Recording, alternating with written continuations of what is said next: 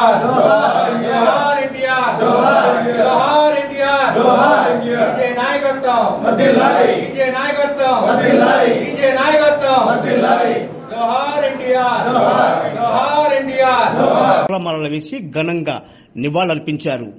అనంతరం భారీ కేకును కట్ చేసి పార్టీ నేతలకు పంచిపెట్టారు. ఈ కార్యక్రమంలో తెలుగుదేశం పార్టీ నాయకులు దాయినేని ధర్మ, గుర్రం రవికిరణ్, గోగినేని రామారావు, మండవ మురళీకృష్ణ, నల్లూరి ప్రదీప్, ఎర్రా సారథి, బెజవాడ బుజ్జి, కంచెర్ల సుబ్బారావు, ఈదర వెంకటేశ్వర్లు, మీరావళి తదితరులు పాల్గొన్నారు.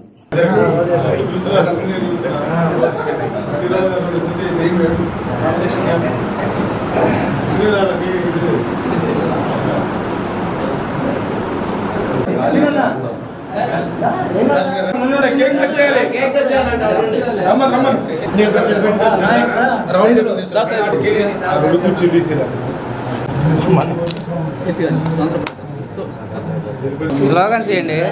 జోహార్ ఎన్టీఆర్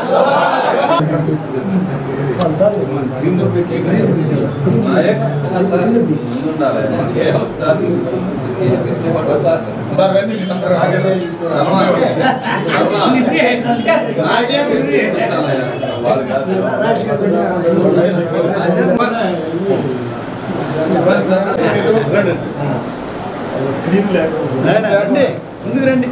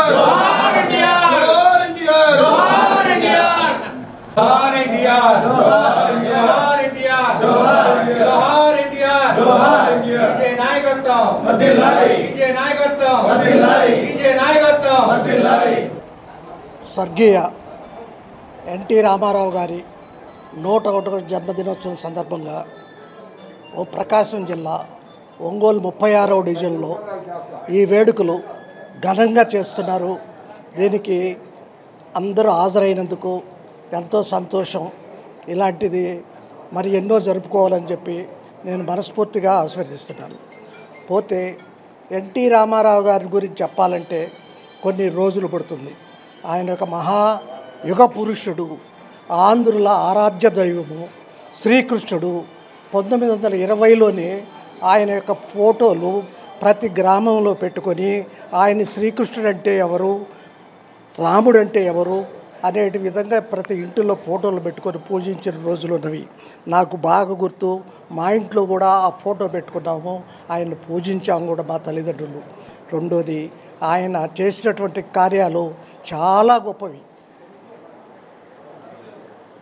9 నెలల్లో రికార్డ్ బ్రేక్ చేసి 1983లో పార్టీ పెట్టి, పార్టీకి ఆయన అచ్చాపురం నుంచి అక్కడ దాకా తిరిగి, ఆంధ్రప్రదేశ్ మొత్తం తిరిగి అన్ని రోడ్ సర్వేలు చేసి ఆయన ఎంతో గొప్పగా చేసి 9 నెలల్లో రికార్డ్ బ్రేక్గా పార్టీని స్థాపించి ముఖ్యమంత్రిగా అయినటువంటి నాయకుల్లో ఈనాడు ప్రపంచంలో ఎవరు లేరు, ఇంకా ఉండరు కూడా.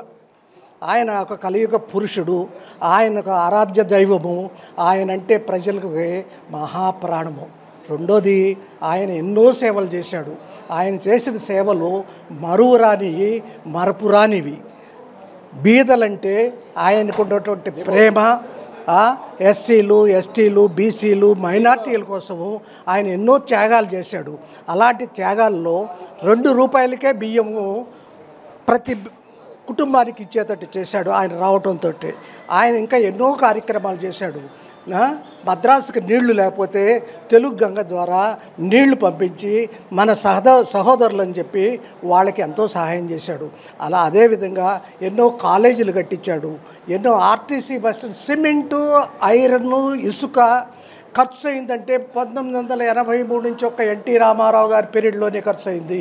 కొన్ని వేల టన్నులు సిమెంటు, కొన్ని వేల టన్నుల ఐరను మొత్తం ఆయనే ఉపయోగించాడంటే కారణం ఏంటంటే ఆయనకి ముఖ్యంగా ఆర్టీసీ బస్, ఇవాళ ఆంధ్రప్రదేశ్లో ఉన్నటువంటి ఆర్టీసీ బస్ స్టాండ్లు కానీ ఏయన్నా కానీ ఆయన హయాంలో నిర్మించినయే. పోతే సోమశీల, హింద్రి, నీవా, ఈ ప్రాజెక్టులన్నీ కూడా తెలుగు గంగ ఆయన హయాంలో జరిగినాయి. ఆయన్ని ఆదర్శంగా తీసుకొని మనందరం కూడా కృషి చేస్తే ఆయనలో 10% తీసుకున్నా కూడా ఇవాళ దేశం ఎంతో బాగుంటుందని నేను మనస్ఫూర్తిగా కోరుకుంటూ నాకు ఈ అవకాశం ఇచ్చినటువంటి మన పెద్దలు, మన తమ్ముళ్ళు, అన్నలకి హృదయపూర్వక నమస్కారాలు తెలియజేసుకుంటూ అన్న నందమూరి తారక రామారావు గారి 101వ పుట్టినరోజుకి 32 రోజు నుంచి వచ్చేసిన అందరికీ ధన్యవాదాలు. మన తెలుగు జాతి గర్వించదగ్గ నాయకుడు స్వర్గీయ ఎన్టీ రామారావు గారి 101వ పుట్టినరోజు సందర్భంగా 36వ డివిజన్ ఆఫీసులో జన్మదిన వేడుకలు జరపడం జరిగింది. దీనికి వచ్చేసిన అందరి పెద్దలందరికీ మా 36వ డివిజన్ తరఫున ధన్యవాదాలు తెలియజేస్తున్నాను. మనం తెలుగు జాతి కోసం పోట్లాడిన మన నాయకుడు ఎన్టీ రామారావు గారి ఆత్మ కోసం ఆయన చేసిన పనులన్నీ మనం కొనసాగించాలని మనస్ఫూర్తిగా కోరుకుంటున్నాను. విశ్వవిఖ్యాత నట సార్వభౌమ అన్న నందమూరి తారక రామారావు గారి 101వ పుట్టినరోజు వేడుకల్ని ఈరోజు 36వ డివిజన్లో పార్టీ కార్యాలయంలో ఎంతో ఘనంగా నిర్వహించుకోవడం జరిగింది.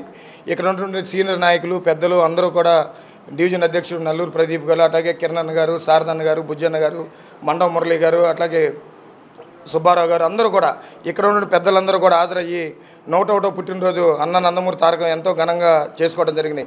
అట్లాగే ఈ తెలుగు జాతికి ఎనలేని సేవలు చేసినటువంటి వ్యక్తి అన్న నందమూరి తారక రామారావు గారు. అట్లాగే ఈ ప్రపంచవ్యాప్తంగా తెలుగు జాతి అనేది ఒకటి ఉంది, తెలుగోడు పౌరుషం ఏందనేది ప్రపంచవ్యాప్తంగా తెలుగు పౌరుషాన్ని చాటి చెప్పిన వ్యక్తి అన్న నందమూరి తారక రామారావు గారు. ఈ భూ ప్రపంచంలో ఎప్పుడూ కూడా అన్న నందమూరి తారక రామారావు గారు చిరస్మరణీయుగా, చిరంజీవిగా ఎప్పుడు కూడా ప్రతి ఒక్కలో ఉంటాడని చెప్పి తెలుపుకుంటూ, అట్లాగే ఆయన సినీ రంగంలో పనిచేసేటప్పుడు కూడా వెనలేని మొహటం లేని మహారాజులాగా, ఒక కృష్ణులాగా, ఒక రాముడిలాగా ఎన్నో పాత్రలు పోషించి అందరూ ప్రజలు మన్నోళ్ళను పొంది ఎంతో పేరు ప్రఖ్యాతులు తెచ్చుకుని అక్కడ కూడా ఎంతో తన తోటి కళాకారులతోటి అట్లాగే పేద బడుగు బలహీన వర్గం అందరికీ హెల్ప్ చేసుకుంటూ ఆయన సినీ రంగంలో మౌటం లేని మహారాజుగా ఉండి, అట్లాగే ఈ ఆంధ్రప్రదేశ్ నాకు ఎంతో ఇచ్చింది, నేను కూడా ఏదో ఒకటి చేయాలని చెప్పి ఆయన 82లో పార్టీ స్థాపించి ఆయన 9 నెలల కాలంలోనే రికార్డు స్థాయిలో పార్టీకి అధికారంలో తీసుకురావడం అనేది ఇది ప్రపంచ రికార్డు. ఇంతవరకు ఏ ప్రాంతీయ పార్టీకి దక్కలేదు.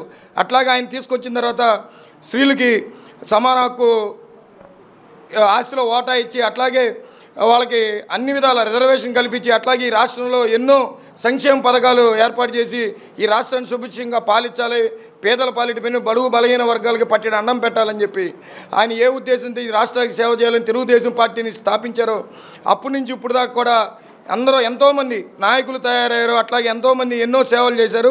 ఇప్పుడు కూడా మేమందరం కూడా తెలుగుదేశం పార్టీలో కార్యకర్తలుగా, నాయకులుగా ఉన్నామంటే ఆ పెద్ద ఆయన స్ఫూర్తితోటి ఇప్పుడు కూడా పనిచేస్తాను. అట్లాగే ఆయన తర్వాత మన రాష్ట్రాన్ని అభివృద్ధి బాటలో నడిపిన వ్యక్తి నారా చంద్రబాబు నాయుడు గారు, అట్లాగే ఒంగోలును అభివృద్ధి చేసినటువంటి వ్యక్తి మన దామచర్ల జనార్దన్ గారు. రేపు 24వ తారీఖున 24లో బ్రహ్మాండమైన మెజార్టీతో రాష్ట్రంలో తెలుగుదేశం పార్టీ అధికారం రాబోతుంది. అట్లాగే రేపు రాబోయే రోజుల్లో కూడా పెద్ద ఆయన స్ఫూర్తితోటి మనందరం కూడా కష్టపడి పనిచేసి బడుగు బలహీన వర్గాలకు మనం అండగా ఉండాలని చెప్పి తెలుపుకుంటూ ఈరోజు ఇంత మంచి కార్యక్రమాన్ని ఏర్పాటు చేసినందుకు అందరూ సహకరించిన పెద్దలందరికీ కూడా ధన్యవాదాలు తెలుపుకుంటూ సెలవు తీసుకుంటాం. ఆంధ్రుల ఆరాధ్య దైవం యుగ పురుషుడు శ్రీ నందమూరి తారక రామారావు గారు నటుడుగా విశ్వవిఖ్యాత సార్వభౌముడు. వారు సబ్ రిజిస్ట్రార్గా జాబ్ చేస్తూ మంగళగిరిలో ఆ జాబ్ రిజైన్ చేసి కాలేజీలో నాటకాలు ఆడుతూ సినిమా ఫీల్డ్కి వెళ్ళారు. మన దేశం సినిమాతో సినిమా జీవితాన్ని స్టార్ట్ చేసి ఆ తరువాత తెలుగుదేశం వ్యవస్థాపక అధ్యక్షుడిగా 1982 మార్చిలో తెలుగుదేశం పార్టీ వ్యవస్థాపకులుగా పార్టీని పెట్టి ప్రజలకు సేవ చేయాలనే ఉద్దేశంతో వచ్చారు. ఉమ్మడి రాష్ట్రంలో హైదరాబాదులో తెలుగు భాషా సంస్కృతులను అభివృద్ధి చేయడానికి అంతకుముందు లేదు. తెలుగు విశ్వవిద్యాలయాన్ని స్థాపించారు. అదేవిధంగా మహిళల కోసం ప్రత్యేకంగా తిరుపతిలో పద్మావతి మహిళా విశ్వవిద్యాలయాన్ని స్థాపించారు. అట్లాగే అంతకుముందు ఏదో ఒక యూనివర్సిటీకి అఫిలియేటెడ్గా ఉండేది మెడికల్ కాలేజీలు అన్నీ కూడా. దానికి సపరేట్గా మెడికల్ యూనివర్సిటీ సపరేట్గా పెట్టారు. ఆ తర్వాత చంద్రబాబు గారి పీరియడ్లో దానికి ఎన్టీఆర్ యూనివర్సిటీని పెట్టారు. ఇప్పుడు సరే ఈ ప్రభుత్వం దాన్ని ఆయన పేరే తీసేశారు అనుకోండి. ఆ విధంగా ఒక ఎడ్యుకేషన్ పరంగా మహిళా యూనివర్సిటీ, మెడికల్ యూనివర్సిటీ, మళ్ళా తెలుగు విశ్వవిద్యాలయం ఇవన్నీ పెట్టించి ఇప్పటికి కూడా పార్టీకి అండగా ఉండటానికి అదే మొదటి కారణం. అదేవిధంగా పరిశ్రమలు స్థాపించడం కానీ, సుప్రసిద్ధ తెలుగు ప్రముఖులు విగ్రహాలు హుస్సేన్ సాగర్ ట్యాంక్ బండ్ మీద పెట్టించడం కానీ, హుస్సేన్ సాగర్లో బుద్ధ విగ్రహాన్ని స్థాపించడం కానీ, ఇట్లా చెప్పుకుంటూ పోతే ఆయన చేసిన పనులు నభూతో నభవిష్యత్. ఈ విధంగా ఆయన్ని 1923 మే 28 పుట్టిన ఆ మహానుభావుడిని మనందరం ఒకసారి స్మరించుకోవాల్సిన దినం ఇది, జయంతి రోజు.